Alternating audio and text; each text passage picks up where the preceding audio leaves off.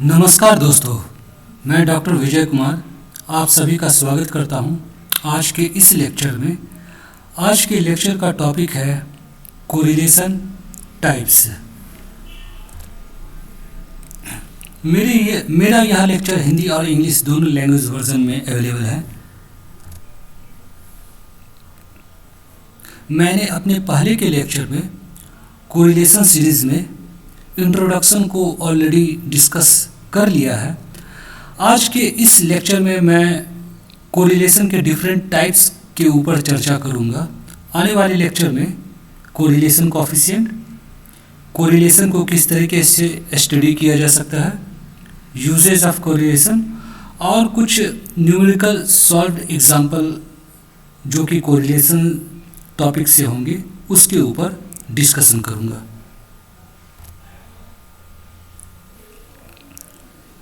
सबसे पहले correlation classification of correlation में देखते हैं कि वह कौन कौन से बेसिस है जिसके बेसिस पर हम कोरिलेशन को क्लासिफाई कर सकते हैं, उनके डिफरेंट टाइप्स को स्टडी कर सकते हैं।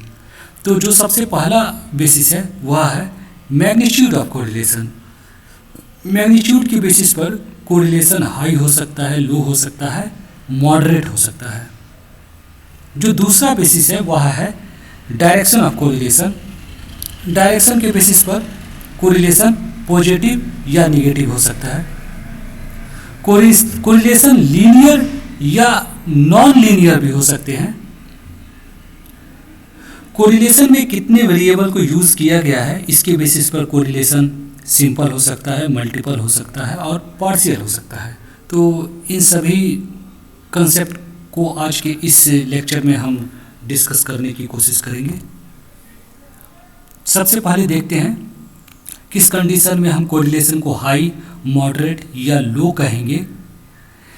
तो सबसे पहले तो कोरिलेशन का जो रेंज होता है वह +1 to -1 होता है और कोरिलेशन की वैल्यू यदि 1 के आसपास है, प्लस हो या -1 हो या +1 हो, 1 के आसपास हो तो हम बोलेंगे कोरिलेशन हाई है। यदि कोरिलेशन का वैल्यू 0 के आसपास है तो हम कह सकते हैं कि कोरिलेशन लो है। यदि कोरिलेशन का वैल्यू 0.4, 0.5 के आसपास है तो हम कह सकते हैं कि कोरिलेशन मॉडरेट है।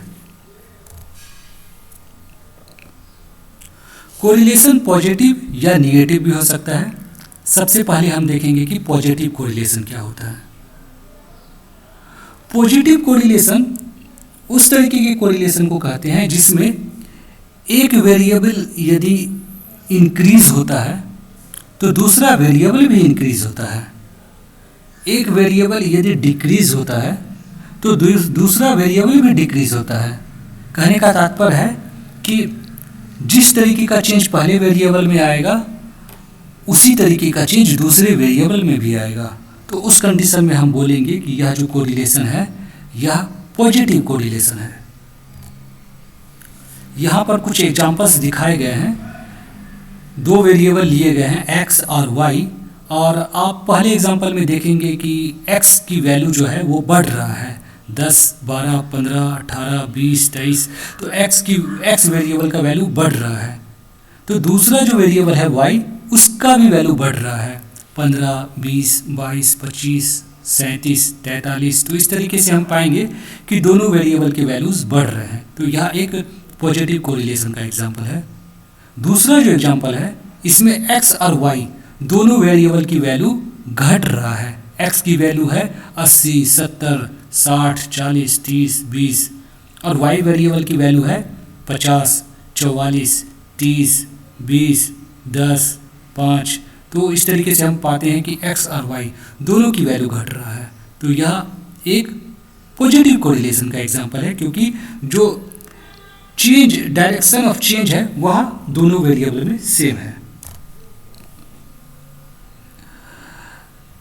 हम यह जो पॉजिटिव कोरिलेशन होता है उसे पता लगाने का सबसे आसान तरीका है कि वेरिएबल का जो चेंज हो रहा है वह डायरेक्शन क्या है। सेम डायरेक्शन में है तो हम कह सकते हैं कि पॉजिटिव कोरिलेशन है। इसके कुछ एग्जाम्पल भी यहाँ डिस्कस किए गए हैं। जैसे कि जो पोइकिलोथर्म्स एनिमल्स होते हैं उसका टेम्परेचर, बॉडी टेम्परेचर इन्वायरमेंट के टेम्परेचर के साथ साथ चलता है। यदि इन्वायरमेंट का टेम्परेचर डिक्रीज होता है तो पोइकिलोथर्म्स एनिमल्स जो होते हैं उनके भी बॉडी टेम्परेचर डिक्रीज होते हैं। यदि इन्वायरमेंट का टेम्परेचर इंक्रीज होता है तो पोइकिलोथर्म्स एनिमल्स जो हैं उनके भी टेम्परेचर इंक्रीज होते हैं। तो इन दोनों के बीच में एक पॉजिटिव कोरिलेशन पाया जाता है, क्योंकि जो चेंज है वह सेम डायरेक्शन में होता है। इंक्रीज होने पर टेम्परेचर इंक्रीज होने पर बॉडी टेम्परेचर भी इंक्रीज होता है, इन्वायरमेंटल टेम्परेचर डिक्रीज होने पर बॉडी टेम्परेचर भी डिक्रीज होता है। तो यह एक पॉजिटिव कोरिलेशन का एग्जांपल है। अब हम देखेंगे कि नेगेटिव कोरिलेशन क्या होता है। नेगेटिव कोरिलेशन में यदि एक वेरिएबल बढ़ रहा है तो दूसरा वेरिएबल घटेगा, एक वेरिएबल यदि घट रहा है तो दूसरा वेरिएबल बढ़ेगा। कहने का तात्पर्य है कि जो चेंज होता है वह अपोजिट डायरेक्शन में होता है। यहाँ पर भी हमने दो एग्जाम्पल दिखाकर इसे समझने की कोशिश किया है। वेरिएबल x जो है वह पहले एग्जाम्पल में वेरिएबल x बढ़ रहा है 20, 30, 40, 60, 80, 100। तो वेरिएबल y जो है वह घट रहा है 40, 30, 22, 15, 10, 6। तो जो चेंज है दोनों वेरिएबल में वह अपोजिट डायरेक्शन में है। जो दूसरा एग्जाम्पल है उसमें वेरिएबल x घट रहा है 100, 90, 60, 40, 30, 20। तो वेरिएबल y जो है वह बढ़ रहा है 10, 20, 30, 40, 50, 60।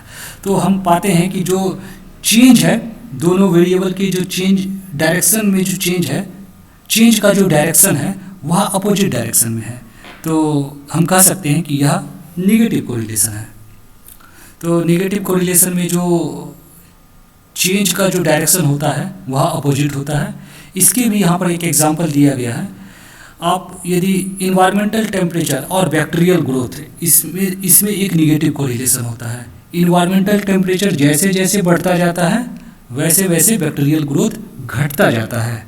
इन्वायरमेंटल टेम्परेचर जैसे जैसे घटता जाता है बैक्टीरियल ग्रोथ बढ़ता जाता है। तो दोनों के बीच में जो रिलेशन है वह अपोजिट रिलेशन है, एक बढ़ेगा तो दूसरा घटेगा। तो यह एक एग्जांपल है नेगेटिव कोरिलेशन का। अब हम देखेंगे कि लीनियर और नॉन लीनियर कोरिलेशन क्या होते हैं। नॉन लीनियर कोरिलेशन को कर्वीलिनियर कोरिलेशन भी कहते हैं। तो इन दोनों के बारे में देखेंगे। सबसे पहले तो लीनियर कोरिलेशन क्या होता है वो देखेंगे। If the amount of change in one variable and the corresponding amount of change in the other variable are in a constant ratio, the correlation between the two variables is said to be linear. अब second variable में जो change आता है पहले variable के corresponding वह एक constant ratio में होता है। मान लें कि फर्स्ट वेरिएबल में यदि 1 यूनिट का चेंज आता है तो सेकेंड वेरिएबल में आधे यूनिट का चेंज आता है। फर्स्ट यूनिट में यदि 2 वेरिएबल का चेंज आता है तो सेकेंड वेरिएबल में 1 यूनिट का चेंज आता है। फर्स्ट यूनिट में यदि 10 यूनिट का चेंज आता है तो सेकेंड वेरिएबल में 5 यूनिट का चेंज आता है। तो हम ऐसा पाते हैं कि सेकेंड वेरिएबल में जो चेंज है वह फर्स्ट वेरिएबल के चेंज का हाफ है। तो यहाँ पर एक कांस्टेंट रेशियो है दोनों के चेंज में। तो इस तरीके की कंडीशन में हम कह सकते हैं कि जो कोरिलेशन है वह लीनियर है। यदि हम इस तरीके के कोरिलेशन का ग्राफ बनाएं तो हम पाते हैं कि ये एक लीनियर लाइन में, एक सीधी लाइन में ग्राफ आता है। तो यह एक इस डायग्राम में हम शो करने की कोशिश कर रहे हैं कि लीनियर कोरिलेशन ग्राफ पर आखिर किस तरीके का दिखेगा। तो इस तरीके का दिखेगा। यह जो एंगल है एक्सिस के साथ यह कुछ भी हो सकता है, उसके बेसिस पर हम कह सकते हैं कि यह हाई कोरिलेशन है या लो कोरिलेशन है या मॉडरेट कोरिलेशन है, लेकिन यह होगा एक लाइन में। ये लीनियर कोरिलेशन में या जो ग्राफ होगा वह बिल्कुल लीनियर होगा। अब जो दूसरा कोरिलेशन है नॉन लीनियर कोरिलेशन या कर्वीलिनियर कोरिलेशन, इसमें यह जो कांस्टेंट रेशियो हमने पहले केस में पाया था, लीनियर वाले में पाया था, वह नहीं मिलेगा। सेकेंड वेरिएबल में जो चेंज है फर्स्ट वेरिएबल के चेंज के अनुपात में नहीं होता है, वह अनुपात के अलावा कुछ भी वैल्यू हो सकता है, ऊपर नीचे हमेशा वह आप बता नहीं सकते हैं। एक कंडीशन को देखकर कि यहाँ पर इतना चेंज हुआ था, दूसरे में भी उसके रिस्पेक्ट में ही कॉरस्पॉन्डिंग चेंज होगा। वह चेंज जो है अनुपात में नहीं होता, रेशियो में नहीं, कांस्टेंट रेशियो में नहीं होता है। तो इस तरीके की कंडीशन में हम बोलते हैं कि जो कोरिलेशन है वह नॉन लीनियर या कर्वीलीनियर कोरिलेशन है। और यहाँ पर इस डायग्राम में, ग्राफ में मैं दिखाने की कोशिश किया हूँ कि एक नॉन लीनियर कोरिलेशन जो होता है वह कुछ इस तरीके का कर्व उसमें आएगा, वह बिल्कुल लीनियर नहीं होगा। अब हम देखेंगे कि सिंपल, मल्टीपल और पार्शियल कोरिलेशन क्या होते हैं। तो जो सिंपल कोरिलेशन है उसमें कोरिलेशन स्टडी के दौरान हम सिर्फ दो वेरिएबल के बेसिस पर यह स्टडी करते हैं। जब दो वेरिएबल को यूज किया जाता है तो उस कंडीशन में हम बोलते हैं सिंपल कोरिलेशन है। यदि हमने कोरिलेशन स्टडी करने में, कोरिलेशन को डिटरमाइन करने में, निकालने में, कोरिलेशन की वैल्यू निकालने में 3 या उससे ज़्यादा वेरिएबल को यूज करते हैं तो हम उसे मल्टीपल वेरिएबल कहते हैं। पार्शियल कोरिलेशन जो है उसमें हम एनालिसिस के दौरान 3 या उससे ज़्यादा वेरिएबल को कंसीडर करते हैं, लेकिन